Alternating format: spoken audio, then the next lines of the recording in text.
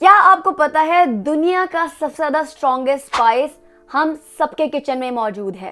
अगर हमें उसके फायदे पता चल जाएं तो हम आज से ही उसका इस्तेमाल डबल कर देंगे। एक तो ये बहुत पॉकेट फ्रेंडली है, लो होता है कैलोरीज में, ये बहुत अच्छा सोर्स होता है विटामिन के का जो बहुत कम खानों में पाया जाता है। मैग्नीज का भी बहुत अच्छा सोर्स है। वो लोग जो लिवर हेल्थ की वजह से परेशान हैं उनके लिए तो ये बहुत मैजिकल इंग्रेडिएंट है। इसके साथ साथ ये कैंसर को प्रिवेंट करने में भी अपना बहुत क्रूशियल रोल प्ले करता है।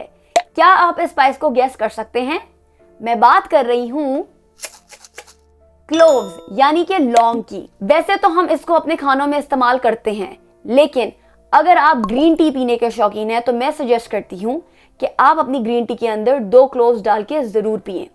इसके अलावा अगर आपको ग्रीन टी नहीं पसंद तो आप सिंपली बॉइलिंग वाटर लें, उसके अंदर आपने 2 लौंग के टुकड़े डालने हैं और उसको बॉईल होने देना है तकरीबन 5 से 7 मिनट के लिए।